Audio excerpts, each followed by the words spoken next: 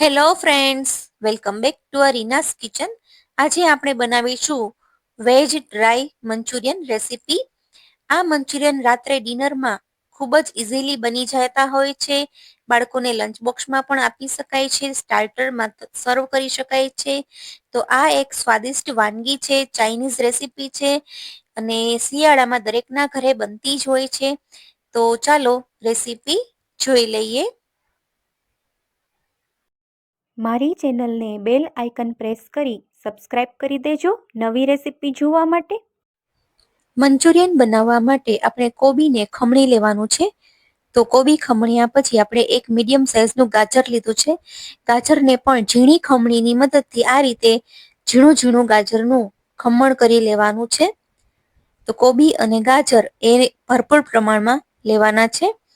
મંચુરિયનમાં વધારે કોબી અને ગાજરનો યુઝ કરવામાં આવે છે અને મેંદાનો લોટ આપણે ઓછો યુઝ કરશું, જેથી આપણા મંચુરિયન ખૂબ જ સ્વાદિષ્ટ બનશે. વધારે શાકભાજી એડ કરશું.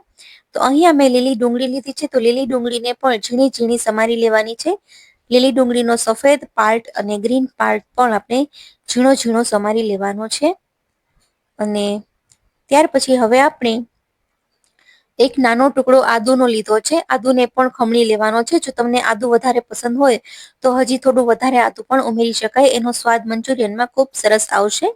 2 થી 3 કળી લસણની ઝીણી ઝીણી સમારી લેવાની છે. જો તમારી પાસે લીલું લસણ અવેલેબલ હોય તો લીલું લસણ ઝીણું ઝીણું સમારી લેવું. અને ત્યાર પછી એક ઝીણું સમારેલું મરચું લીધું છે, નાની સાઈઝનું.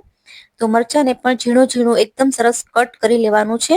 બહુ તીખું મરચું હોય તો અડધું યુઝ કરવાનું છે અને મોરું હોય તો આખું યુઝ કરવાનું છે. મેં અહીંયા તીખું મરચું હતું તો અડધું જ યુઝ કરેલું છે. હવે એક બાઉલમાં આપણે બધા જ સમારેલા વેજીસ ઉમેરી દઈશું.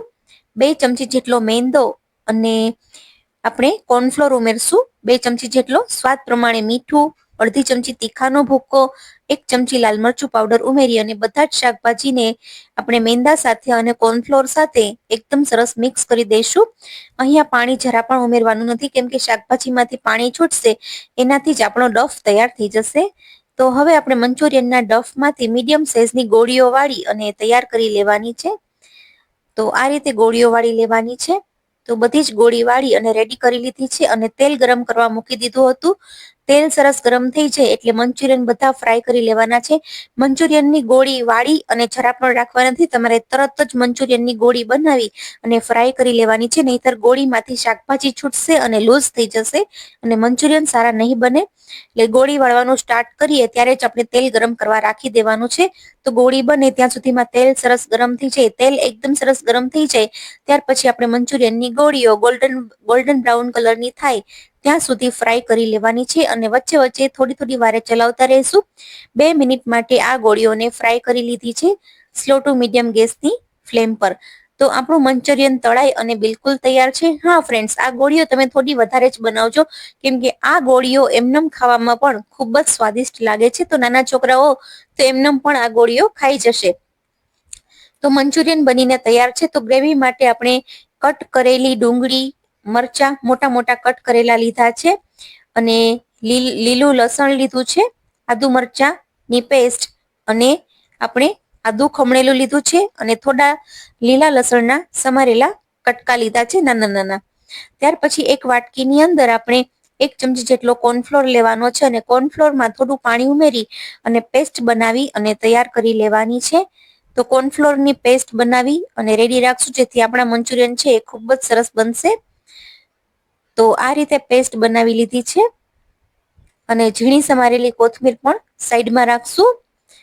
અને હવે આપણે મંચુરિયનની ગ્રેવી બનાવવાની શરૂઆત કરીશું. તો આ મંચુરિયન એક ચાઇનીઝ વાનગી છે. આ મંચુરિયનને આપણે સ્ટાર્ટર તરીકે સર્વ કરી શકીએ છીએ, બાળકોને લંચ બોક્સમાં આપી શકીએ છીએ, રાત્રે ડિનરમાં બનાવી શકીએ છીએ. આ મંચુરિયન સાથે તમે ફ્રાઈડ રાઈસ અને સૂપ પણ બનાવી શકો છો. તો એકદમ સરસ ચાઇનીઝ ડીશ બનીને તૈયાર થઈ જશે. તો 2 ચમચી જેટલો સોયા સોસ એક વાટકામાં લેવાનો છે. ત્યાર પછી આપણે 1 ચમચી જેટલો ટમેટાનો કેચઅપ એ સોસની અંદર એડ કરી દેવાનો છે અને ત્યાર પછી થોડું આપણે લાલ મરચું પાવડર ઉમેરીશું અને બધી જ વસ્તુને એકદમ સરસ રીતે મિક્સ કરી અને ચાઇનીઝ સોસ તૈયાર કરશું. અહીંયા લાલ મરચું ઉમેરેલું છે એટલે આપણે ચીલી સોસ ઉમેરવાની જરૂર નથી. જો તમે ચીલી સોસ ઉમેરવાના હોય તો લાલ મરચું સ્કીપ કરી દેજો. તો ચાઇનીઝ સોસ બનાવી લીધો છે અને કોર્નફ્લોરની સ્લેરી પણ તૈયાર છે. તો હવે આપણે મંચુરિયનનો વઘાર કરશું. તો એના માટે આપણે એક પેનમાં 3 થી 4 ચમચી જેટલું તેલ ગરમ કરવા મૂકશું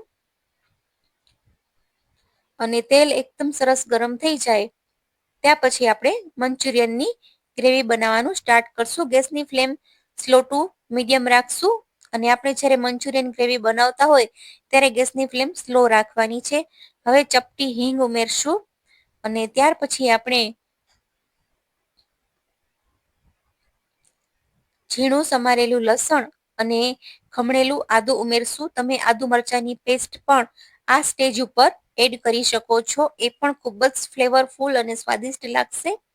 તો લસણ અને આદુને આપણે થોડા ક્રેકલ થાય ત્યાર પછી આપણે મોટી સમારેલી ડુંગળી અને મોટા સમારેલા મરચાં ઉમેરી દેવાના છે અને લીલું લસણ ઉમેરી દેશું અને લીલી ડુંગળીનો જે લીલો પાર્ટ હોય એ ઝીણો ઝીણો સમારી અને ઉમેરી દેવાનો છે અને બધી જ વસ્તુને એકદમ સરસ રીતે મિક્સ કરશું અને 1 મિનિટ માટે સોતે કરશું.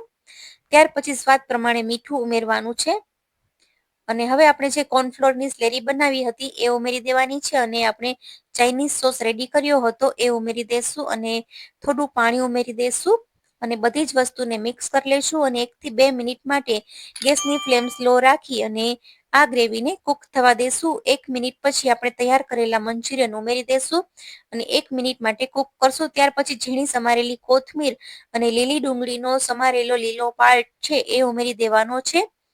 તો આપણા સ્વાદિષ્ટ મંચુરિયન બનીને બિલકુલ તૈયાર છે. તો આ શિયાળાની કડકડતી ઠંડીમાં જો સાંજે ડિનરમાં કંઈક તીખું, ચટપટું અને સ્વાદિષ્ટ ખાવાનું મન થઈ જાય તો આ મંચુરિયન ઝટપટ બની જાય એવા છે. બધાને બહુ જ ભાવશે. તો રેસીપી જોઈ અને ટ્રાય કરી જજો. અને ફ્રેન્ડ્સ, જો મારી આજની આ રેસીપી સારી લાગી હોય તો મારી યુટ્યુબ ચેનલ રીનાસ કિચનને બાજુમાં આપેલું બેલ આઇકન પ્રેસ કરી અને પ્લીઝ સબસ્ક્રાઇબ કરી દેજો. તમારા ફ્રેન્ડ્સ અને ફેમિલીમાં શેર કરી દેજો અને જો ફેસબુકમાં જોતા હોય તો પ્લીઝ મારા ફેસબુક પેજને ફોલો કરજો. ઇન્સ્ટાગ્રામમાં પણ ફોલો કરજો. તો હું રીના ફરી મળીશ નવી નવી રેસીપી સાથે, ઇઝી રેસીપી સાથે. તો ફરી મળીશ નવી રેસીપી સાથે. ત્યાં સુધી થેન્ક યુ ફોર વોચિંગ અને સબસ્ક્રાઇબ કરવાનું તો ભૂલતા જ નહીં અને ફોલો પણ કરી દેજો આવી સ્વાદિષ્ટ, સરળ અને હેલ્થી ડીશ માટે. Bye bye friends, take care.